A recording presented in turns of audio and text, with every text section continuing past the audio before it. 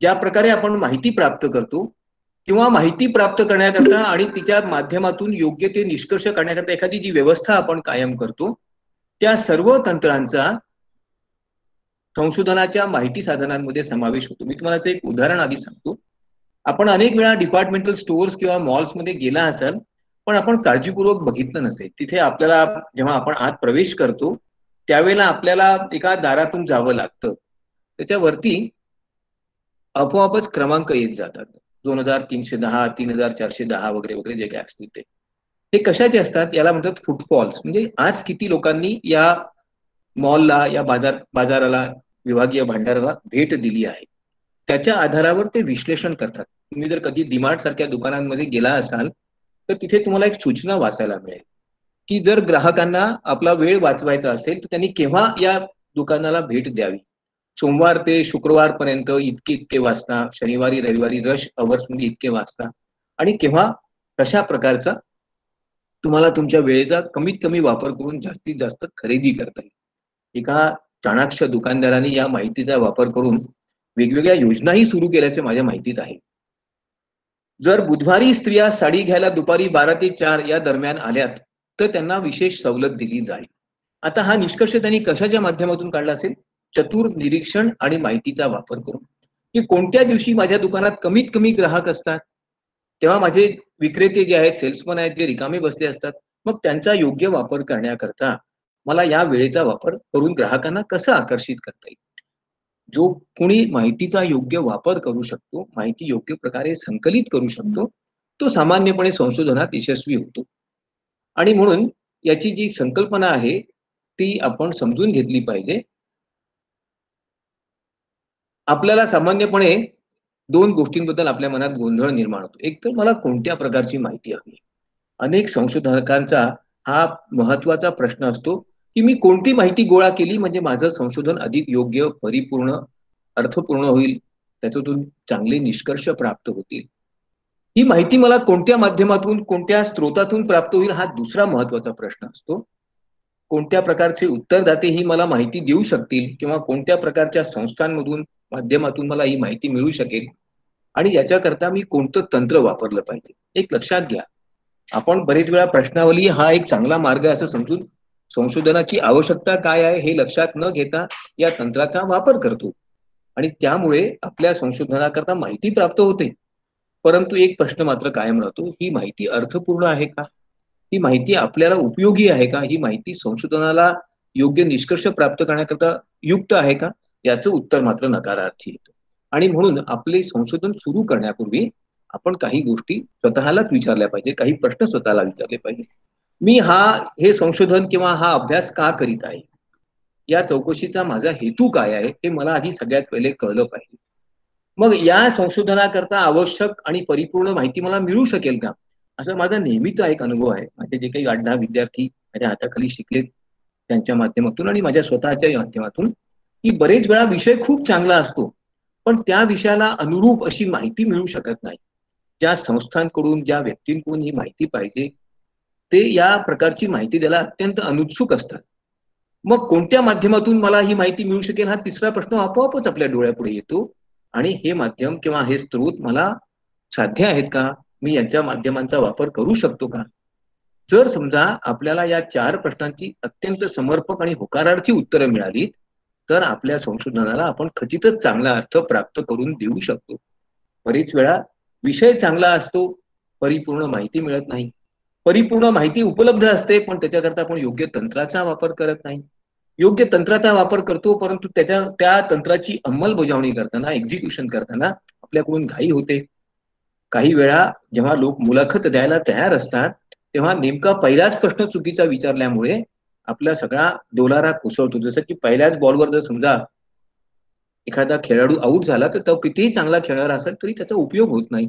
तसं होतं, आणि म्हणून आपण हे टाळलं पाहिजे. जी काही उदाहरणं तुम्हाला मी सांगू इच्छितो. सगळ्यात पहिले तर आपल्याला अनेक प्रकारची माहिती गोळा करावी लागते. अनेक व्यक्तींकडून किंवा संस्थांकडून, अनेक उत्तरदात्यांकडून, अनेक प्रकारच्या संस्थांकडून आपल्याला ही माहिती गोळा करावी लागते. संशोधनाचं स्वरूप जसं असेल त्यानुसारच आपल्याला माहितीचं माध्यम आणि व्यक्ती निवडावी लागते उत्तरदाता म्हणून. कधी कधी साधे उत्तरदाते असतात, ग्राहक असतात, नागरिक असतात, महिला असतात, विद्यार्थी असतात. कधी कधी एखादी घटना पाहणारे, त्याचं योग्य ते निरीक्षण करणारे आणि त्यात काही प्रमाणात सहभागी होणारे लोक असतात. काही वेळा या घटनेत, प्रसंगात किंवा संस्थेत कार्य करणाऱ्या व्यक्ती, कर्मचारी, व्यवस्थापक असतात. काही वेळा एखादी घटना बाजारात किंवा कुठेतरी घडत आहे, तिचं मूक निरीक्षण करणारे सामान्य प्रेक्षक असतात. प्रत्येकाचा एखाद्या घटनेकडे, प्रसंगाकडे पाहण्याचा दृष्टिकोन वेगवेगळा असू शकतो. मग अशा वेळेला आपल्याला माहिती नेमक्या कोणत्या प्रकारच्या उत्तरदात्यांकडून हवी आहे? ते उत्तरदाते आपल्याला माहिती देतील का? त्यांना त्या प्रसंगापासून काही लाभ होणार असतील तर प्रतिकूल प्रश्नांची उत्तरं देतील का? असे अनेक प्रश्न आपल्या पुढे पडतात आणि म्हणून योग्य प्रकारच्या माहिती संकलनाच्या साधनाची संशोधकाला नितांत गरज असते. याची एक कल्पना समजून घ्या. याची एक परिभाषा अनेक संशोधनांच्या पुस्तकात दिलेली आहे. सामान्यपणे एखाद्या संशोधनाला शास्त्रीय पद्धतीने करण्यासाठी जेव्हा आपण एक विशिष्ट तंत्र किंवा माध्यम खूप व्यवस्थित नियोजन करून आणि शिस्तबद्ध पद्धतीने वापरतो आणि माहिती संकलन करतो, त्याला आपण इन्स्ट्रुमेंट ऑफ रिसर्च, माहिती संकलनाचं साधन असं म्हणतो. आता एक याचं महत्वाचं वैशिष्ट्य आहे, की आपण जेव्हा माहिती संकलन करण्याकरता प्रश्नावली वापरतो, त्याचाच अर्थ असा, की आपण उत्तर देणाऱ्या व्यक्तीला च्या मनाला एका विशिष्ट प्रकारे प्रवाहित करण्याचा प्रयत्न करतो, हस्तक्षेप करतो, की तू मला या प्रश्नांची अशी अशी उत्तरं दे, अशी आपली अपेक्षा असते. आणि त्याच्याकरता आपण जे प्रश्न विचारतो, मग ते मुलाखतीच्या माध्यमातून असतील, आपण एखादं निरीक्षण करतो, ते एखाद्या विशिष्ट घटनेचं असेल, ते अत्यंत वैशिष्ट्यपूर्ण, लक्षभेदी आणि पूर्वनियोजित स्वरूपाचं असतं, की मला या प्रसंगाची अशी माहिती हवी आहे आणि म्हणून मी याचा असा अभ्यास करणार आहे. जोपर्यंत अशा प्रकारचं नियोजन आपण करत नाही आणि योग्य प्रकारच्या साधनाची योग्य रचना करत नाही, तोपर्यंत आपलं साधन आपल्याला अपेक्षित माहिती मिळवून देऊ शकत नाही. मग हे जे साधन म्हणजे काय? तर संशोधन पूर्ण करण्याकरता आवश्यक माहिती योग्य व्यक्ती अथवा संस्था अथवा माध्यमातून प्राप्त व्हावी, याच्याकरता निवडलेलं, संशोधकांनी निवडलेलं साधन. सामान्यपणे या साधनांची गरज आपल्याला केव्हा पडते? जेव्हा आपल्या संशोधनामध्ये आपल्याला क्षेत्र अभ्यास, फील्ड वर्क करावं लागतं. उत्तरदात्यांकडून, संस्थांकडून, व्यक्तींकडून, काही विशिष्ट प्रकारच्या घटकांकडून आपल्याला ठराविक माहिती मिळवायची आहे. आणि ही माहिती सहजासहजी मिळणार नाही याची आपल्याला खात्री आहे. त्याच वेळेला आपल्याला साधनांची गरज असते. जी माहिती इंटरनेटवर उपलब्ध आहे, वेबसाईट्सवर उपलब्ध आहे, त्याच्याबद्दल प्रश्न विचारण्याची आवश्यकता नसते. जर समजा एखाद्या संस्थेची स्थापना केव्हा झाली आहे, तिचे उद्दिष्ट काय आहे, तिचं दृष्टिमान, व्हिजन काय आहे, याबद्दलची माहिती तिच्या वेबसाईटवर असेल, तर हेच प्रश्न पुन्हा प्रश्नावलीत विचारण्याची आवश्यकता राहील का? मुळीच राहणार नाही. आणि म्हणून जो साधन आपण वापरतो ते कशाकरता? जी माहिती आज अप्राप्त आहे, परंतु मिळविणे आवश्यक आहे. जी माहिती आज सहजपणे दृश्य स्वरूपात सर्व लोकांना उपलब्ध नाही, अशी माहिती मिळविण्याकरता. मग ही जी माहिती असते ही कशाकरता? तर विशिष्ट प्रकारचा डाटा, माहिती संकलित करण्याकरता. जसं की आपण प्रश्नावली वापरतो.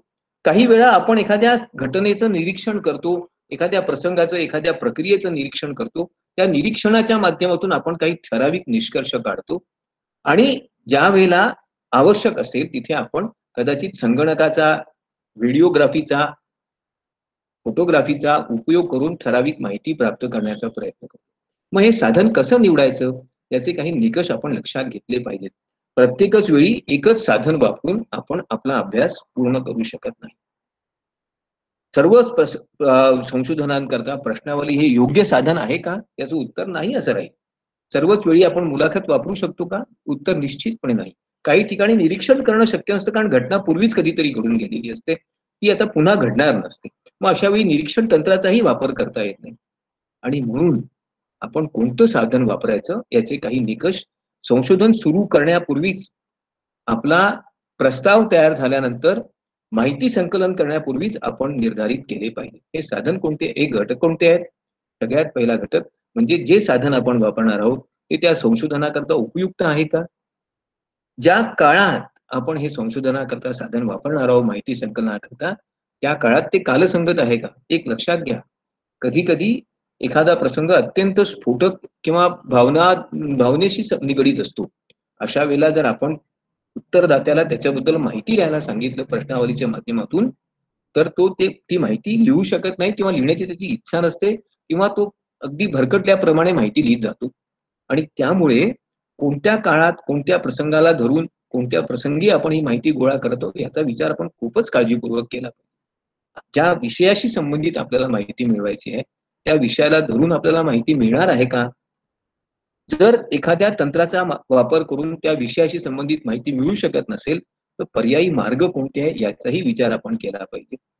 ज्या उत्तरदात्यांकडून माहिती मिळवायची आहे त्यांना आपण विचारलेले प्रश्न समजणार आहेत का याचा विचार नेहमीच केला पाहिजे. मी तुम्हाला याचं एक उदाहरण सांगतो. एका विद्यार्थ्याने आपल्या पीएचडीच्या अभ्यासक्रमाकरता एक संशोधनाकरता प्रश्नावली तयार केली. विषय होता की बांधकाम क्षेत्रामध्ये कार्य करणाऱ्या महिला मजुरांना मजुरांची आर्थिक सामाजिक स्थिती. सामान्यपणे या ज्या स्त्रिया असतात ज्या बांधकाम क्षेत्रात कार्य करतात कामगार म्हणून त्या 4था-5वा वर्ग पास नापास वगैरे असतात. बऱ्याचशा शिक्षित किंवा अर्धशिक्षित असतात. परंतु त्यांनी ही प्रश्नावली इंग्रजी भाषेत तयार केली आणि तरी सुद्धा त्याला उत्तर मिळाली असं त्यांनी सांगितलं. स्वाभाविकपणे परीक्षकांनी त्याला प्रश्न विचारला, अहो या महिलांना इंग्रजी येत होतं का? तर तो म्हणाला, मी त्यांना प्रश्न विचारल्यावर परत समजावून सांगितलं. मग अशा वेळेला अशा प्रकारच्या प्रश्नावली तंत्राचा वापर न करता जर त्यांनी मुलाखत तंत्राचा वापर केला असता तर अधिक योग्य झालं असतं. ज्या परिस्थितीमध्ये आपण एखादं तंत्र वापरतो त्या परिस्थितीला हे कालसंगत आहे का याचाही विचार आपण केला पाहिजे. बरेच वेळा आपण जे साधन वापरतो ते विशिष्ट परिस्थितीमध्ये अनेक अंतर्गत आणि बाह्य घटकांमुळे वापरणं शक्य नसतं. मग अशा वेळेला आपण त्या साधनाचा वापर करू नये आणि आपल्या सर्व गरजा संशोधनाच्या सर्व गरजा या साधनाच्या माध्यमातून पूर्ण होणार आहेत का? काही वेळा एकाच संशोधनासाठी 2-3 वेगवेगळी तंत्र देखील वापरावी लागतात. कधी-कधी निरीक्षण, प्रश्नावली, मुलाखत अशी 3 तंत्र एकाच वेळी वापरून सर्व माहिती गोळा करावी लागते. संशोधनाच्या समस्येचं स्वरूप काय आहे हे समजल्याशिवाय आपण हे ठरवू शकत नाही. आणखी काही घटक आहेत. विशिष्ट हेतू किंवा जे काही आपला जो उद्देश असेल त्याच्या पूर्ततेसाठी कोणतं साधन योग्य आहे याचाही विचार आपण केला पाहिजे. ते साधन परिपूर्ण माहिती मिळवून देऊ शकेल का किंवा काही माहिती मिळणार नसेल तर त्याकरता दुसरं कोणतं पर्यायी साधन वापरायचं याचाही विचार आपण केला पाहिजे. आणि आपल्या संशोधनाचं विधान किंवा समस्या जी आहे तिला धरूनच आपण योग्य साधनाची निवड केली पाहिजे. याची काही उदाहरणं तुम्हाला मी देऊ इच्छितो. सगळ्यात पहिले तर आपण जेव्हा निरीक्षण तंत्राचा वापर करतो कुठे कुठे करू शकतो. एखादा चित्रपट नुकताच प्रदर्शित झाला आहे. या चित्रपटाला पाहून प्रेक्षक वर्ग पहिलाच शो पाहून बाहेर आलेला आहे. त्यांच्या काय प्रतिक्रिया आहे, त्यांना चित्रपट आवडला का नाही आवडला का हे जर आपल्याला जाणून घ्यायचं असेल तर आपण निश्चितपणे मुलाखत तंत्राचा वापर करू शकतो. आपण अनेक वेळा पाहिलं असेल दूरदर्शनवर असं दाखवतात सुद्धा. जर आपल्याला विद्यार्थ्यांच्या अभ्यासाप्रती असणाऱ्या दृष्टिकोनाची माहिती मिळवायची असेल तर आपण एखाद्या सूचीची माहिती सूचीचा वापर करू शकतो ज्यात अभ्यासासंबंधी ठराविक प्रश्न असतील. जर समजा आपल्याला प्रश्नावली तंत्राचा वापर करायचा असेल तर सामान्यपणे जिथे आपल्याला प्राथमिक स्वरूपाची माहिती मिळवायची आहे की ज्यामध्ये एखाद्या व्यक्तीची काही ठराविक विषयाबद्दलची मतं त्या व्यक्तीला त्या विषयाबद्दल असणारी माहिती संकलित करायची असेल आणि ज्यात फारसा व्यक्तिगत दृष्टिकोन समाविष्ट नसेल. कधी कधी आपण मुलाखत तंत्राचा वापर करतो इथे आपल्याला एखाद्या विशिष्ट घटनेबद्दल प्रसंगाबद्दल संस्थेबद्दल कार्यपद्धतीबद्दल लोकांची मतं जाणून घ्यायची की जी लोक लिखित स्वरूपात देण्याकरता सामान्यपणे तयार होणार नाहीत. मग चांगल्या संशोधनपर साधनाची वैशिष्ट्ये कोणती असतात? एक तर ते पूर्वनियोजित असतं. आपल्याला प्रश्नावली जेव्हा आपण तयार करतो, मी अर्थात प्रश्नावलीवर एक स्वतंत्र व्याख्यान देणारच आहे. प्रश्नावली जेव्हा तयार करतो तेव्हा ज्या उत्तरदात्यांकडून आपल्याला ही प्रश्नावली भरून घेणं अपेक्षित आहे त्यांना ती समजणाऱ्या भाषेत समजणाऱ्या शब्दांमध्ये आणि त्यांच्या आकलनाच्या विषयाच्या कक्षेत येणारीच माहिती आपण प्रश्नावलीच्या माध्यमातून विचारली पाहिजे. व्यवस्थित असली पाहिजे.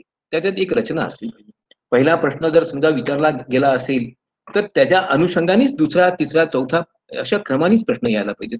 जर प्रश्न विचारण्याचा क्रम चुकला तर स्वाभाविकपणे माहिती देणारा उत्तरदाता देखील गोंधळात पडतो आणि कधी कधी तो माहिती द्यायला अनिच्छुक होतो. आपले प्रश्न नेहमी तपासून शास्त्रीयरित्या व्याकरणदृष्ट्या शुद्ध आणि बरोबर आहेत का याची खात्री करून घ्या. ज्या विषयाला धरून माहिती हवी आहे केवळ त्याच विषयाशी संबंधित प्रश्न विचारा. ज्या परिस्थितीमध्ये पूर्वी सांगितल्याप्रमाणे आपण प्रश्न विचारणार आहोत, माहिती विचारणार आहोत, त्या परिस्थितीच्या अनुरूप आणि आपल्या संकल्पना स्पष्ट असल्या पाहिजे. बरेच वेळा उत्तरदात्यांनी आपल्याला एखादा त्या प्रश्नावली संबंधी प्रश्न विचारला तर आपण गोंधळात पडता कामा नये. असं बरेच वेळा होतं, की प्रश्नावलीमध्ये काही प्रश्न दिले जातात. उत्तरदाता म्हणतो, "अहो, या प्रश्नाचा अर्थ मला लागला नाही. तुम्ही समजावून सांगता का?" तर तो संशोधक म्हणतो, "मलाही लागला नाही हो. तुम्हाला जसं वाटेल तसं तुम्ही लिहा." मग त्या प्रश्नावलीतून काहीच साध्य होत नाही. कोणत्या परिस्थितीत कोणते तंत्र योग्य आणि उपयुक्त आहे याचा विचार आपण कसा करतो? सगळ्यात पहिला भाग म्हणजे सर्व विषय संशोधनाचे प्रत्येकापासून भिन्न असतात. एका संशोधकाने प्रश्नावली तंत्राचा वापर करून खूप छान माहिती मिळवली, म्हणून मी देखील प्रश्नावली तंत्राचा वापर करीन, असं मानण्याचं काही एक कारण नाही. कोणत्याही 2 संशोधनाची उद्दिष्ट समान नसतात. कोणत्याही 2 वेगवेगळ्या भौगोलिक, सामाजिक परिस्थितीमध्ये साम्य फार कमी असतं आणि म्हणून उत्तरदाते, भौगोलिक परिस्थिती, सामाजिक स्थिती, संशोधनाचं स्वरूप आणि संशोधनाचा विषय यासारख्या प्रत्येक घटकाचा विचार करूनच आपण योग्य साधन निवडलं पाहिजे. कधी-कधी जी माहिती आपण गोळा करणार आहोत, त्याबद्दल एक महत्त्वाचा प्रश्न असतो, की ती माहिती आपल्या संशोधनाला परिपूर्ण, उपयुक्त आणि औचित्यपूर्ण आहे का? असं बरेच वेळा होत नाही. खूप फार मोठा माहितीचा फापट पसारा आपण गोळा करतो आणि मग त्याला पुन्हा-पुन्हा आपल्याला त्यातून काहीतरी आवश्यक ती माहिती निवडावी लागते. असं का होतं? कारण आपल्याला जर समजा 10च प्रश्नांची माहिती हवी असेल, तरी आपल्या प्रश्नावलीत 45 प्रश्न असतात. हे आपण टाळलं पाहिजे. कधी-कधी आवश्यक माहिती सोडून भलतीच माहिती आपल्याकडे प्राप्त होते. कारण उत्तरदाता आणि प्रश्न विचारणारा यांच्यामध्ये सामंजस्याचा पूर्ण अभाव असतो. प्रश्नावलीचा, मुलाखतीचा खरा हेतू काय असतो हो? त्याचा एकच हेतू असतो, की जी माहिती आज ज्ञात नाही, जी लपलेली आहे, जी दडली आहे, तिला ओढून बाहेर काढणं आणि त्याच्या माध्यमातून काहीतरी नवा प्रकाश एखाद्या समस्येवर टाकणं हाच हेतू असतो. जी माहिती सर्व ज्ञात आहे, सर्वांना माहिती आहे. त्याच्यातून फारसं काही नवीन निघत नसतं आणि म्हणून विशिष्ट हेतूला धरूनच आपली माहिती असली पाहिजे. लोकांची मतं, दृष्टिकोन, कल्पना जेव्हा आपण जाणून घेतो, तेव्हा आपला हेतू काय आहे, त्याच्या अनुषंगानेच ही माहिती असली पाहिजे. बरेच वेळा आपण जेव्हा मुलाखत तंत्राचा वापर करतो, त्यावेळी मुलाखत देणारा आपल्याला हवी असणाऱ्या माहितीला सोडून, आपल्याला हव्या असणाऱ्या विषयाला सोडून दुसऱ्याच विषयांवर फार जास्त बोलायला लागतो. त्याची आवश्यकता नसते. मग त्याला योग्य प्रकारे आपल्या दिशेने वळण देण्याचं कौशल्य सुद्धा आपल्यामध्ये असलं पाहिजे. नको असणारी माहिती गोळा केली, की संशोधनाचा आपोआपच दर्जा खालावत जातो. मग आपण हे संशोधनाचं साधन कोणत्या घटकांच्यावर आधारित असतं? एक तर जेव्हा आपण एखाद्या वर्तनाचा, उत्तरदात्यांच्या वर्तनाचा अभ्यास आपल्याला करायचा असेल, की लोकं असं का वागली? लोकं असं का बोललेत किंवा असं का प्रतिक्रिया दिली? हे जर आपल्याला समजून घ्यायचं असेल, उत्तरदात्यांचं वर्तन, तर आपल्याला नेहमीच साधनाची गरज पडते. विशिष्ट घटनेबद्दल, समस्येबद्दल, प्रसंगाबद्दल लोकांची मतं जाणून घ्यायची असतील, तरी सुद्धा आपल्याला साधनाची गरज असते. एखाद्या कार्यपद्धतीमध्ये, संस्थेमध्ये, कारखान्यात काम करणारे कामगार, अधीक्षक, पर्यवेक्षक, व्यवस्थापक यांच्या कार्यपद्धतीबद्दल माहिती प्राप्त करायची असेल, त्या कारखान्याची कार्यसंस्कृती जाणून घ्यायची असेल, व्यक्तिमत्त्वाचा अभ्यास करायचा असेल, संस्थेच्या कामगिरीचा अभ्यास करायचा असेल, संस्थेच्या प्रगतीचा आढावा घेणाऱ्या वेगवेगळ्या घटना, निर्णय यांचा अभ्यास करायचा असेल, या सर्व घटकांमध्ये आपल्याला योग्य त्या माहितीची आवश्यकता असते आणि त्याच्याकरता योग्य त्या माहिती साधनाची देखील गरज पर्यायाने जाणवतेच. याचं एक उदाहरण देता येईल. एखाद्या कंपनीने एखाद्या कारखान्यामध्ये एक नवीन इन्सेंटिव्ह प्लॅन सुरू केला. नवीन अशी योजना सुरू केली, की ज्याच्यामुळे कामगारांच्या कार्यक्षमतेत वाढ होईल.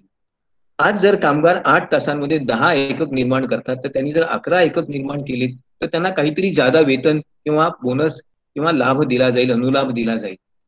कंपनीच्या व्यवस्थापकांना नेहमी असं वाटतं, की अशा प्रकारचे अनुलाभ दिले, बोनस दिला, की कामगार अधिक काम करतील. पण खरोखरच कार्यक्षमता, उत्पादन आणि अशा प्रकारच्या योजना यांच्यामध्ये काय संबंध आहे? कामगारांचा दृष्टिकोन जाणून घेतल्याशिवाय हे आपल्या लक्षात येऊ शकत नाही. आणि म्हणून जेव्हा केव्हा असा एखादा नवीन नवीन अनुलाभाची योजना सुरू केली जाते, बोनसची योजना सुरू केली जाते, प्रथम त्याबद्दल कामगारांचं काय मत आहे? अशी योजना सुरू केल्यास कामगार सकारात्मक प्रतिसाद देतील का? याची माहिती ती कंपनी वेगवेगळ्या अभ्यासातून प्राप्त करण्याचा प्रयत्न करते. एखादं नवीन उत्पादन बाजारात आलं असेल, एखादी नवीन डिस्काउंटची योजना आली असेल, ग्राहकांनी जर समजा एकाच्या ठिकाणी 2 वस्तू घेतल्या, तर तिसरी वस्तू फुकट मिळेल. बाय 2 गेट 1 फ्री अशा प्रकारच्या अनेक योजना येतात. अशा सगळ्या योजनांना आपण गिफ्ट अँड प्रमोशन स्कीम असं म्हणतो. पण खरोखरच या ग्राहकांना प्रभावित करतात का? ग्राहक अशा प्रकारच्या जाहिराती वाचून जास्त वस्तू विकत घेतात का? अशा प्रकारच्या इन्सेंटिव्हमुळे, डिस्काउंट्समुळे ग्राहकांच्या खरेदीच्या वर्तनात बदल घडून येतो का? हे जाणून घेण्याकरता सुद्धा अशा योजना सुरू करण्यापूर्वी कंपनीचे मार्केटिंग मॅनेजर्स वेगवेगळ्या प्रकारचा अभ्यास करतात. जर समजा एखाद्या कारखान्याची अंतर्गत रचना, एखाद्या कार्यालयाची अंतर्गत रचना बदलली, जिथे पूर्वी केबिन्स होते ते काढून टाकले आणि सगळ्यांकरता एकसारखीच जागा रिकामी ठेवली आणि तर त्या बैठक व्यवस्थेत झालेल्या बदलाचा कामगारांच्या, कर्मचाऱ्यांच्या, अधिकाऱ्यांच्या मनोवृत्तीत बदल होतो का? एका कंपनीने असा एक अभ्यास केला, की अधिकाऱ्यांकरता सेपरेट वेगळ्या अशा पार्किंग लॉट्स न ठेवता अधिकारी आणि कर्मचाऱ्यांकरता एकसारखेच पार्किंग लॉट्स ठेवले, वाहन ठेवण्याच्या जागा ठेवल्या. त्याचा अधिकाऱ्यांच्या मनोवृत्तीवर काय प्रभाव झाला? अधिकाऱ्यांकरता आणि कर्मचाऱ्यांकरता वेगळ्या कॅन्टीनच्या वेळा किंवा वेगळ्या कॅन्टीन मधल्या बसण्याच्या व्यवस्था न ठेवता एकसारख्याच व्यवस्था ठेवल्या. बरेच वेळा या गोष्टी साध्या वाटतात, पण त्यांचा वर्तनावर, दृष्टिकोनावर मोठा चांगला किंवा वाईट परिणाम होऊ शकतो. आणि म्हणून आपण अशा सगळ्या योजनांचा लोकांच्या मनोवृत्तीवर काय प्रभाव झाला आहे, दृष्टिकोनावर काय प्रभाव झाला आहे, हे जाणून घेण्याकरता वेगवेगळ्या माहिती संकलन तंत्रांचा वापर करतो. कधी-कधी एखादं उपकरण, एखादे नवीन शोध लागतो, एखादा नवीन डिव्हाइस, एखादे नवीन साहित्य निर्माण होतं, एखादं नवीन वाहन तयार होतं, घरात वापरावयाचं एखादं चांगलं नवीन तंत्र येतं. परंतु बरेच वेळा ग्राहक त्यांना स्वीकारत नाहीत. कारण ग्राहकांच्या दृष्टीने ते उपयुक्त नसतं. मग कंपनीने असं किंवा विक्रेत्यांनी असं उपकरण, असं साहित्य बाजारात आणण्यापूर्वी ग्राहक याला कशा प्रकारचा प्रतिसाद देतील याचा अभ्यास करणं नितांत आवश्यक असतं. उत्पादनाचा दर्जा खालावला की ग्राहकांची प्रतिक्रिया नेहमीच नकारात्मक येते आणि म्हणून मग उत्पादनाच्या दर्जाबद्दल ग्राहक समाधानी आहेत का हे जाणून घेण्याकरता सुद्धा वेगवेगळ्या प्रकारच्या तंत्रांचा वापर केला जातो. एखाद्या दुकानामध्ये, शोरूम मध्ये जेव्हा वस्तू किंवा सेवांची उत्पादनांची रचना केली जाते, तिचा ग्राहकांच्या मनोवृत्तीवर काय प्रभाव होतो याचाही अभ्यास करणं अत्यंत आवश्यक असतं. आपण वैद्यकीय पदार्थांच्या दुकानांमध्ये पाहिलं असेल की बऱ्याच वेळा डिस्प्ले स्कीम्स असतात. त्याच्याकरता पारितोषिक त्या कंपन्या त्या विक्रेत्यांना देतात की त्यांनी आपल्या उत्पादनाचं प्रदर्शन कशा प्रकारे केलं आहे आणि त्याचा ग्राहकांच्या मनोवृत्तीवर काही प्रभाव झाला आहे का. जर हे प्रदर्शन अनुकूल असेल, ग्राहकांना आवडणारं असेल, तर स्वाभाविकपणे विक्री वाढते. जर त्या प्रदर्शनातून उत्पादनाबद्दल योग्य संदेश दिला जात नसेल तर त्याच्या विक्रीमध्ये फारसा फरक पडत नाही. आणि म्हणून या सर्व गोष्टी जाणून घेण्याकरता आपल्याला संशोधनपर माहिती संकलनाच्या साधनांची नितांत गरज असते. मग आता हे साधनं कोणते आहेत हे प्रथम आपण जाणून घेऊया. सगळ्यात पहिले तर जेव्हा आपण उत्तरदात्यांशी प्रत्यक्ष संपर्क करू शकतो त्यावेळेला आपल्याला प्रश्नावली तंत्राचा खूप चांगल्या प्रकारे वापर करता येतो किंवा डेटा शीट्स, माहिती सूचीचा वापर करता येतो. कधी कधी जर उत्तरदात्यांची मनोवृत्ती, भूमिका, मतं जाणून घ्यायची असतील तर प्रश्नावली तंत्र फारसं उपयोगात येत नाही. अशा वेळेला आपण त्यांच्याकरता एक वेगळंच प्रश्नावलीचं सुधारित स्वरूप वापरतो, त्याला ओपिनियनियर मतसंकलन सूची असं म्हणतात. कधी कधी काही विषयांवर उत्तरदात्यांची मतं, प्रतिसाद अत्यंत भावनिक स्वरूपाचा असतो, गुणात्मक स्वरूपाचा असतो. तिथे त्याचं आपण असं संख्यात्मक विश्लेषण करू शकत नाही. अशा वेळेला आपण त्याच्याकरता मनोवृत्ती त्या आरेखनाचा, ॲटिट्यूड स्केलचा वापर करतो. काही ठिकाणी आपल्याला निरीक्षण तंत्राचा खूपच चांगला वापर करता येतो. ग्राहकांचं एखाद्या विभागीय भांडारामधलं वर्तन, कर्मचाऱ्यांचे परस्पर संबंध आणि संदेश वहनाच्या पद्धती यासारख्या गोष्टी निरीक्षणातून जितक्या चांगल्या समजतात त्याच्याकरता प्रश्नावली तंत्र तेवढं प्रभावी आणि उपयुक्त सिद्ध होत नाही. काही ठिकाणी आपण दृकश्राव्य माध्यमांचा वापर करून एखाद्या प्रसंगाला पूर्णपणे चित्रित करू शकतो, ध्वनिमुद्रित करू शकतो आणि नंतर त्याचं वेगवेगळ्या प्रकारे विश्लेषण करू शकतो. याबद्दल आपण पुढे पाहणारच आहोत. मग एखादं साधन निवडताना कोणते घटक लक्षात घेतले पाहिजेत पुन्हा एकदा सांगतो. हेतूला धरून, गरजेनुसार, विषयाच्या अनुरूप असणारं, विशिष्ट परिस्थितीत युक्त असणारं, आपल्या उद्दिष्टांना साध्य करणारं आणि त्याच्यामुळे उत्तरदात्यांचा उत्साह, रुची टिकून राहील अशा प्रकारचं साधन आपण नेहमी निवडलं पाहिजे. खालील परिस्थितीमध्ये तुम्हाला वेगवेगळ्या प्रकारच्या साधनांची गरज भासेल हे सहजच लक्षात येईल. जर समजा एक 2020ची मॅच चालू आहे आता, जशी की IPL ची चालू आहे, त्याच्यातल्या प्रत्येक संघाबद्दल खेळ सुरू होण्यापूर्वी आणि खेळ संपल्यानंतर प्रेक्षकांच्या काय भूमिका आहेत, काय मनोवृत्ती आहे, काय दृष्टिकोन आहे, हे जाणून घ्यायचं असेल तर तुम्हाला एक वेगळ्या तंत्राचा वापर करावा लागेल. ग्राहक एखाद्या वस्तूला, नवीन बाजारात आलेल्या वस्तूला स्वीकारताना, विकत घेताना त्यांचे प्राधान्यक्रम कसे बदलतात हे पाहायचं असेल तर वेगळ्या तंत्राचा वापर करावा लागेल. Voluntary disclosure of income scheme सारख्या जेव्हा योजना येतात, त्याबद्दल करदात्यांच्या काय प्रतिक्रिया आहेत हे जाणून घेण्याकरता सुद्धा आपल्याला वेगळ्याच तंत्राचा वापर करावा लागेल. मग आपण हे साधन कसं निवडू शकतो? सगळ्यात पहिले तर आपला विषय, त्याची व्याप्ती, कोणकोणत्या प्रकारची माहिती लागेल, कोणत्या माध्यमातून ही मिळू शकेल, ही माहिती गोळा केल्यानंतर तिचं पृथक्करण कसं करायचं आहे, आणि ज्या माध्यमातून आपण माहिती संकलित करणार आहोत त्याची प्रभाव क्षमता, हे घटक आपण प्रामुख्याने लक्षात घेतले पाहिजे. सामान्यपणे प्रश्नावली तंत्राचा वापर सामान्य माहिती गोळा करण्याकरताच होतो. जी माहिती सहजपणे उत्तरदाता देऊ शकेल, जी माहिती देताना त्याच्या मनात वेगळे विचार येणार नाही किंवा त्याच्या भावनांना कुठल्याही प्रकारे धक्का पोहोचणार नाही किंवा त्याच्या मनोवृत्तीवर, मतांवर प्रभाव होणार नाही, अशी माहिती असेल तरच प्रश्नावली तंत्राचा प्रभावी वापर करता येतो. इथे एखाद्या विषयाबद्दल सामान्य मत जाणून घ्यायचं असेल किंवा सत्य जाणून घ्यायचं असेल, तिथे या तंत्राचा चांगला वापर होतो. जिथे प्रश्नात्मक स्वरूपाच्या एखादी माहिती असेल,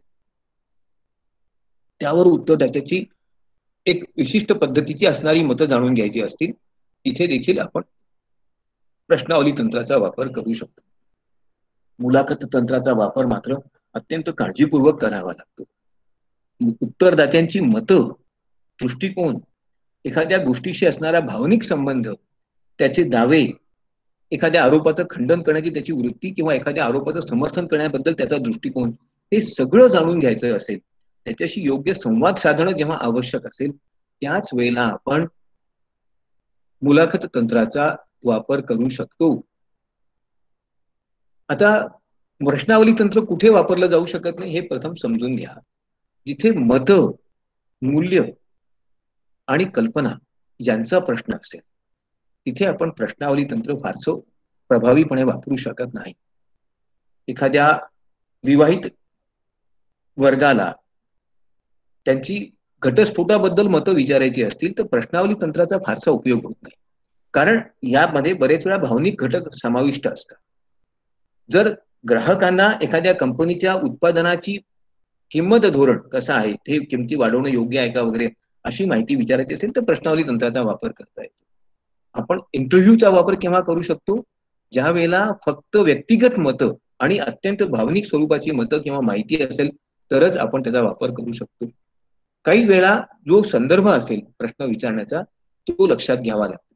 एखादा प्रश्न एखाद्या अत्यंत गंभीर विषयाशी संबंधित असू शकतो. गावात दंगल झाली असेल, दोन गटांमध्ये भांडण झालं असेल, काही विशिष्ट कारणामुळे तेढ निर्माण झाली असेल दोन समाजांमध्ये, तर याबद्दलचे प्रश्न आपण प्रश्नावलीच्या माध्यमातून विचारू शकत नाही. त्यावेळेला आपल्याला त्या प्रश्नांचा संदर्भ कसा आहे, परिस्थिती कशी आहे, याचाही विचार करावा. काही आपल्या संशोधनाच्या समस्याच अशा असतात की ज्यांच्याकरता एक ठराविक तंत्र फक्त उपयुक्त असतं. काही वेळा आपला संशोधनाचा विषय अत्यंत गोपनीय स्वरूपाच्या माहितीशी संबंधित असू शकतो. ही माहिती सहजपणे जाहीर करणं उत्तरदात्याला सोयीचं वाटत नाही. मग अशा वेळेला जर त्याला आपण ती माहिती लिहून द्यायला सांगितलं प्रश्नावली तंत्राचा वापर करून, तर तो उत्सुक राहणार नाही. आपला स्वतःचा दृष्टिकोन काय आहे, आपल्याला एक एक शब्द आहे इंग्रजीमध्ये, इन्व्हेस्टिगेटिव्ह अप्रोच. म्हणजे अत्यंत खोलात जाऊन अभ्यास करण्याची वृत्ती. बरेच वेळा एखाद्या समस्येबद्दल वरवर माहिती सहज मिळते, पण तिचे सर्वच पैलू आणि त्याबद्दल खोलात जाऊन पाहण्याचा आपण प्रयत्न केला की लोक मात्र आपोआप, उत्तर देणारे लोकच विरोध करायला लागतात. त्यांची वृत्ती, त्यांचा दृष्टिकोन बदलत जातो. आपल्या संशोधनाचा हेतू आणि उत्तरदात्यांचं स्वरूप लक्षात घेऊनच आपल्याला त्या परिस्थितीचा संदर्भ लक्षात घेऊन संशोधनाचं तंत्र निवडलं पाहिजे. काही विशिष्ट समस्या अशा असतात की ज्याच्याकरता एक ठराविक तंत्रच उपयुक्त असू शकतं. अशा वेळेला त्या समस्येच्या, संशोधन समस्येमध्ये समाविष्ट झालेले चल घटक, व्हेरिएबल्स आणि पॅरामीटर्स, निर्देशांक, याचा विचार आपल्याला करावा लागतो. कोणत्या कालखंडात हा अभ्यास होत आहे? एखादी घटना होऊन खूप वर्ष झाली, खूप दिवस लोटले असतील, ती भूतकाळात जमा झाली असेल तर लोक त्याबद्दल कदाचित खरी खरी माहिती देऊ शकतात. ती घटना घडत असताना लोक त्याबद्दल मग त्याला बरेच वेळा उदासीन असतात. मग आपण त्या घटनेचा काळ आणि अवकाश नेहमीच लक्षात घेतला पाहिजे. घटना किती काळ घडली, एखादी घटना एका दिवसात घडून पूर्ण होऊन गेली असेल तर काही घटनांचा क्रम इतका लांब असतो की त्याला किमान काही महिने लागले असतील. मग एवढ्या सगळ्या कालावधीत झालेल्या सर्व घटना उत्तरदात्याच्या लक्षात राहू शकतील का, हाही विचार आपल्याला करावा लागतो. काही वेळा आपण तर्कशास्त्राचा वापर करून प्राप्त माहितीचं वेगवेगळ्या प्रकारे विश्लेषण करण्याचा प्रयत्न करतो. आपला उपसिद्धांत काय आहे, आपलं गृहीतक काय आहे, याचा विचार तेव्हा आपल्याला करावा लागतो.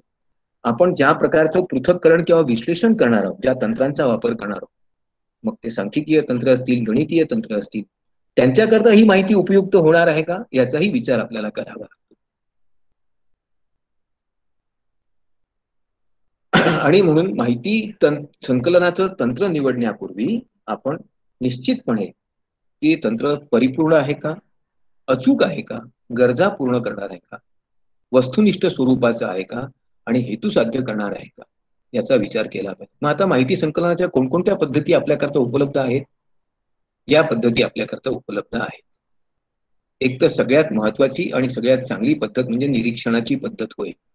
त्याच्यानंतर मुलाखत किंवा माहिती सूची, प्रश्नावली, पाठपुरावा करणारा एखादं आवेदनपत्र असेल, फॉर्म असेल, फीडबॅक फॉर्म असेल, विक्रेत्यांचं मत घ्यायचं असेल, विक्री प्रतिनिधींचं मत, एखाद्या ठिकाणी अंकेक्षणाचा, विशिष्ट पद्धतीच्या किंवा संस्थेच्या किंवा गटाच्या अंकेक्षणाचा, त्याला पार्टी ऑडिट म्हणतात, त्याचाही वापर आपण करू शकतो.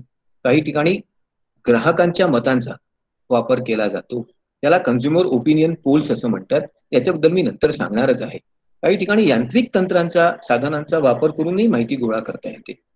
काही वेळा माहिती जी प्राप्त होते ती अपर्याप्त असते, परिपूर्ण नसते किंवा ती सांकेतिक स्वरूपाची असते. अशा वेळेला त्या माहितीचं पुढे प्रक्षेपण करून भविष्यात याचे काय परिणाम होऊ शकतात किंवा या माहितीतून काय संभाव्य निष्कर्ष निघू शकतात, याच्याकरता आपण प्रोजेक्टिव्ह टेक्निक्सचा, प्रक्षेपण तंत्रांचा वापर करू शकतो. काही वेळा प्राप्त माहितीचं अत्यंत वेगवेगळ्या प्रकारचे निकष आणि घटक लक्षात घेऊन त्या निकषांच्या आधारावर जे विश्लेषण करतो त्याला आपण कंटेंट अनालिसिस असं म्हणतो. आता निरीक्षणाच्या पद्धतीबद्दल आपण थोडा विचार करूया. निरीक्षणाची पद्धत ही सगळ्यात सामान्य, अत्यंत उपयुक्त आणि महत्वपूर्ण असं साधन आहे. याचं कारण असं की निरीक्षण मुख्यत्वे करून जेव्हा आपण एखाद्या प्रसंगाचं, घटनेचं करतो, एखाद्या कार्यक्रमाचं करतो, त्यावेळेला आपल्याला जी माहिती प्राप्त होते ती अत्यंत ओरिजिनल, मूलभूत स्वरूपाची असते, प्रत्यक्षदर्शी असते. त्याच्यामुळे त्याच्यात सरमिसळ होण्याची शक्यता कमी असते. ती माहिती अगदी प्राथमिक स्वरूपाची असल्यामुळे त्याच्यामुळे त्या माहितीच्या आधारावर आपण खूप चांगले निष्कर्ष काढू शकतो. त्या माहितीचा निरीक्षण करणाऱ्या माणसाचा व्यक्तिगत अनुभव असतो आणि त्याच्यामुळे त्याला त्या माहितीचं योग्य ते आकलन झालं असतं. कोणीतरी सांगितलेली ती माहिती नसते. आणि सगळ्यात महत्वाचं म्हणजे ही माहिती अत्यंत स्वतंत्र आणि तटस्थ स्वरूपाची असते. एखाद्या प्रसंगात जर आपण सहभागी झालो नाही, पण दुरून त्याचं निरीक्षण केलं तर त्याच्याबद्दल आपण अधिक चांगलं अनुमान काढू शकतो. आणि म्हणून असं अनेक संशोधकांचं मत आहे की संशोधनासाठी सगळ्यात चांगलं जर कोणतं तंत्र असेल तर ते निरीक्षणाचं तंत्र आहे. याचं उदाहरण तुम्हाला मी देऊ इच्छितो. एखाद्या ठिकाणी जर समजा जादूचा प्रयोग चालू आहे आणि लहान मुलं त्या प्रयोगाचं निरीक्षण करीत आहे, तो प्रयोग पाहत आहे, त्याच्यात ती तन्मयतेने पाहायला लागतात. मग त्यांच्या चित्तवृत्ती प्रफुल्लित होतात, त्याच्यात ते आपोआपच सहभागी होतात. अशा वेळेला त्या प्रयोगाच्या वेळेला त्या बालकांचं, त्या मुलांचं काय मत आहे हे आपण निरीक्षणाच्या तंत्रातून खूप चांगल्या प्रकारे समजून घेऊ शकतो. एखाद्या मंचावर नाट्य चालू आहे, नाटक फार सुंदर चालू असेल तर प्रेक्षक आपोआपच रंगतात, मग प्रेक्षक त्या नाटकाचा भाग होतात. त्यामुळे त्यांच्या प्रतिक्रिया सहजपणे त्यांच्या हावभावावरून, त्यांच्या त्यांच्या प्रतिसादावरून आपल्याला मोजता येतात, समजून घेता येतात, निरीक्षण करता येतं. काही प्रकारच्या वर्तनाकरता निरीक्षणासारखं दुसरं चांगलं तंत्र नाही. तिथे आपण केवळ निरीक्षण तंत्राचाच वापर करू शकतो.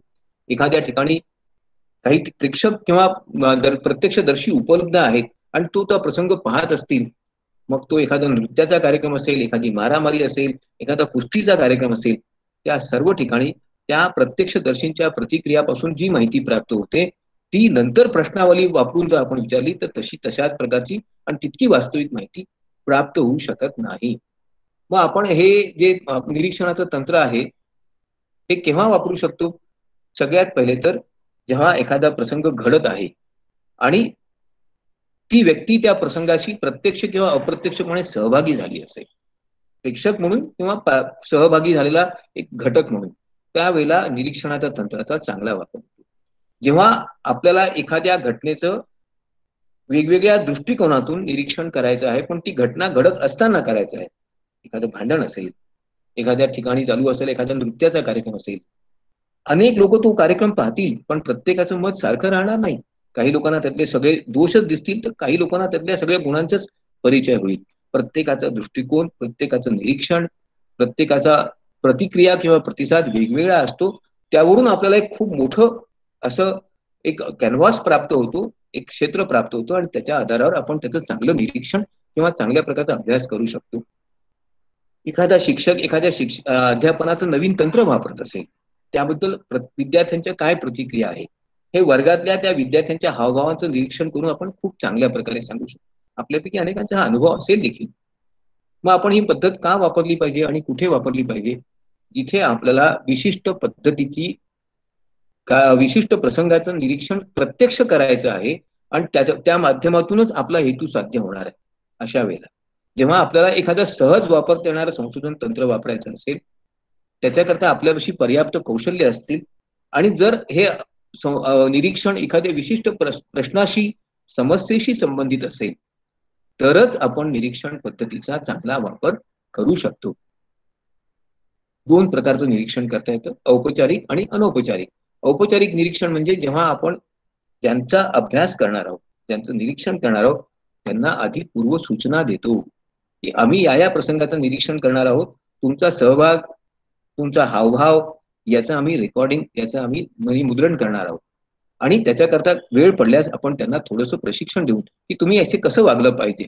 जेव्हा आपण उत्तरदात्यांना, प्रेक्षकांना, सहभागी झालेल्या व्यक्तींना एखाद्या प्रसंगाची पूर्वकल्पना देतो, त्याबद्दल पूर्व सूचना देतो, कदाचित त्यांना किंचित प्रशिक्षणही देतो आणि मग त्यांच्या हावभावांना, त्यांच्या प्रतिक्रियांना, प्रतिसादांना नोंदविण्याचा प्रयत्न करतो, त्याला आपण औपचारिक प्रशिक्षण म्हणतो. औपचारिक प्रशिक्षण हे मुख्यत्वे करून स्ट्रक्चर्ड, पूर्वरचित असतं. काही वेळा एखाद्या नाटकाचा, एखाद्या प्रसंगाचा अभ्यास आपल्याला प्रेक्षकांच्या दृष्टिकोनातूनच करायचा नसतो, तर नाटक करणाऱ्या व्यक्तींच्या किंवा त्या चमूच्या वतीने करायचा असतो. अशा वेळेला अशा प्रकारचं पूर्वरचित निरीक्षण अत्यंत कामाचं असतं. त्यावर आपलं नियंत्रण असतं.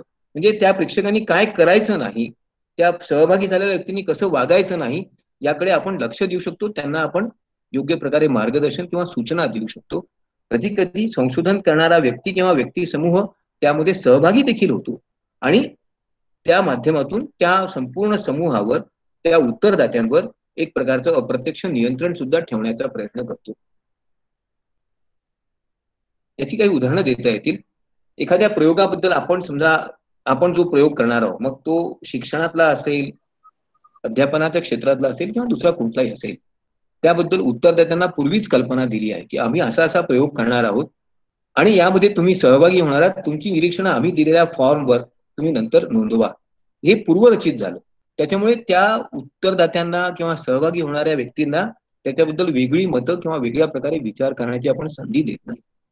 ग्राहकांना एखादं पेय, एखादा पदार्थ आवडला आहे का, तो बाजारात आणण्यापूर्वी ग्राहकांच्या काय प्रतिक्रिया जाणून घ्यायच्या, याच्याकरता आपण कन्झ्युमर पॅनेलचा, ग्राहकांच्या एखाद्या संघाचा विचार करतो. त्याही वेळा पूर्वरचित अशा प्रकारचंच निरीक्षण केलं जातं. ग्राहकांना तो पदार्थ प्रथम दिला जातो, त्यांच्या प्रतिक्रिया पदार्थ पिण्यापूर्वी, खाण्यापूर्वी, उपभोगापूर्वी आणि उपभोग घेतल्यानंतर जाणून घेतल्या जातात. मग त्याचं नाव घोषित करून पुन्हाच तो पदार्थ दिला जातो. एखाद ब्रँड नेमचा ग्राहकांवर काय परिणाम होतो हे जाणून घेण्याकरता असे प्रयोग नेहमीच कंपन्या करत असतात. काही वेळा ग्राहकांचा किंवा प्रेक्षकांचा सहभाग झाल्याशिवाय एखादा प्रयोग यशस्वी होऊ शकणार नसतो. अशाही वेळेला आपण अशा प्रकारच्या तंत्राचा वापर करू शकतो. जो कोणी हा प्रयोग करणार आहे तो त्यांना पूर्वसूचना देखील देतो. मग आता याचा वापर आपल्याला कसा आणि किती वेळा करता येईल?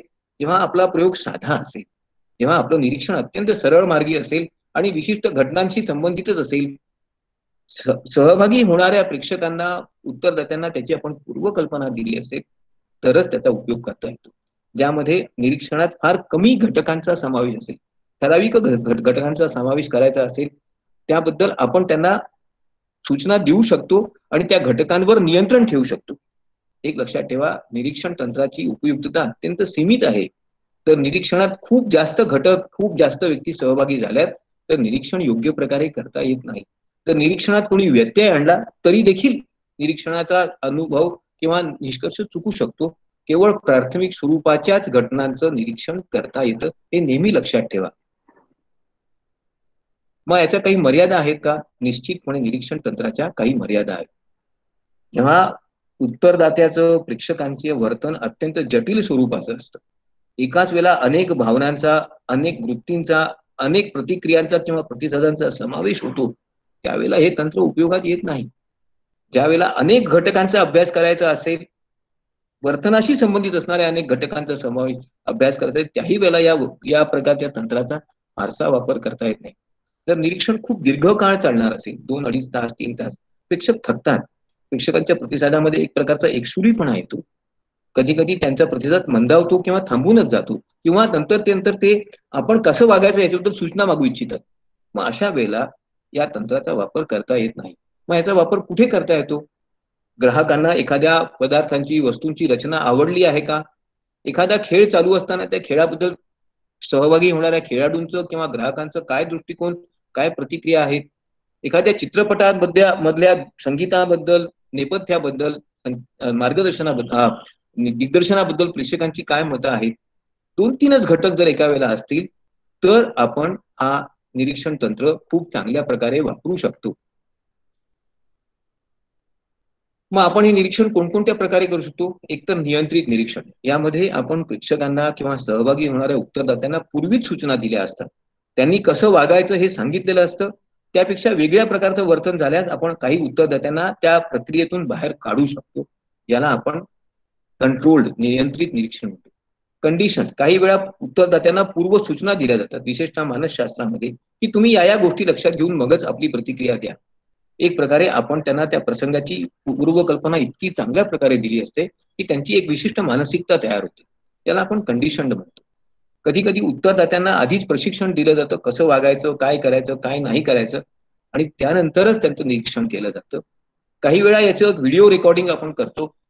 प्रत्येक घटकाचं, प्रत्येक व्यक्तीचं, प्रत्येक प्रतिसादाचं वेगवेगळं निरीक्षण करतो. त्याची रेकॉर्डिंग झाल्यानंतर त्या घटकांचं वेगवेगळं आपण अभ्यास करतो आणि मग संकलित करून पुन्हा अभ्यास करतो. टप्प्याटप्प्याने निरीक्षण करतो. अशा वेगवेगळ्या प्रकारच्या पद्धती निरीक्षणाकरता आपण वापरू शकतो. एखादा प्रयोग 2 किंवा 3 टप्प्यात करावा लागतो. मग पहिल्या टप्प्यातील निरीक्षण, मग दुसऱ्या टप्प्यातील निरीक्षण आणि तिसऱ्या टप्प्यातील. विशेषतः मोटिवेशन सारख्या तंत्रांचा अभ्यास करायचा असेल तर अशा प्रकारच्या टप्प्याटप्प्याच्या निरीक्षणाच्या तंत्राचा वापर केला. मानव संबंधांबद्दल जेव्हा आपण अभ्यास करतो त्याही वेळेला टप्प्याटप्प्यांच्या निरीक्षणाचा वापर केला जातो. एकंदरीतच अशा वेगवेगळ्या प्रकारच्या तंत्रांचा आपण वापर करू शकतो आणि त्या माध्यमातून आपलं संशोधन पूर्ण करू शकतो. आज मी इथेच थांबणार आहे. पुढच्या वेळेला म्हणजे सोमवारी आपण प्रश्नावली तंत्राचा कसा वापर करायचा याचा विचार करणार आहोत. सर्वप्रथम आणि सगळ्यात महत्वाची गोष्ट, येत्या शुक्रवारी जो विषय आहे तो मात्र तुम्हा सर्वांच्या, तुमच्या घरच्याही इतरही मंडळींच्या उपयोगाचा आणि आवडीचा असणार आहे. तो म्हणजे उद्याचं जग कसं असेल, आणि कृपा करून ते आपण चुकवू नका. धन्यवाद. कोणाला काही प्रश्न विचारायचे असतील तर आपण विचारू शकतो.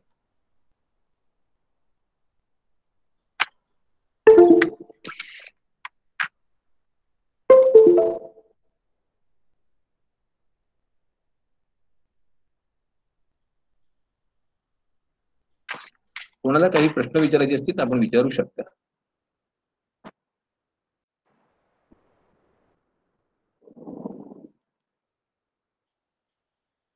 कोणाला काही विचारायचं आहे का?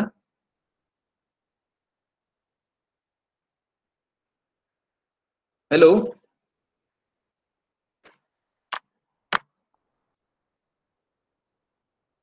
हॅलो, कोणाला काही विचारायचं असेल तर आपण विचारू शकता.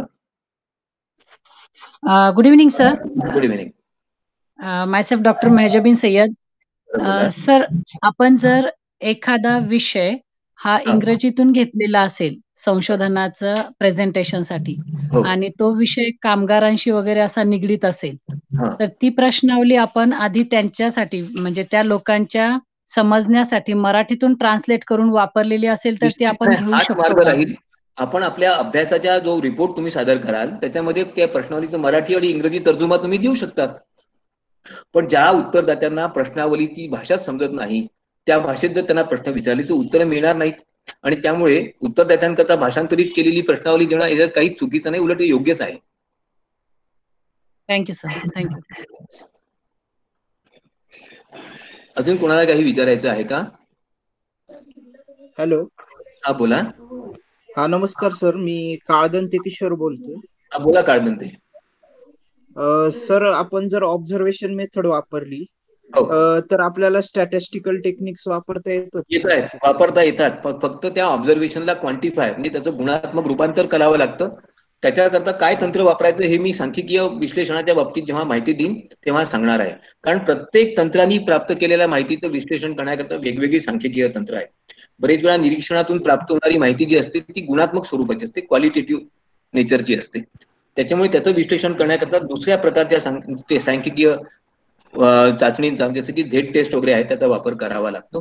त्याच्याकरता इतर म्हणजे क्वांटिटेटिव्ह अनालिसिसच्या सांख्यिकीय तंत्रांचा वापर होत नाही. Okay, thank you. आणखीन कुणाला काही विचारायचं आहे का?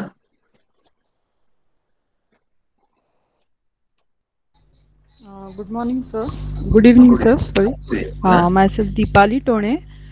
मला हे विचारायचं की माझा जो विषय आहे रिसर्चचा तो टुरिझम संदर्भात आहे. तर आता सध्याची टुरिझम संदर्भात. बरोबर. येस. तर सध्याच्या परिस्थितीमध्ये बघायला जावं तर टुरिझमसाठी फार म्हणजे निगेटिव्हिटी आलेली आहे. वातावरण नाही. हो. तर मग मला आता सध्या मला प्रश्नावली बनवायची आहे माझ्या पायलट सर्व्हेसाठी.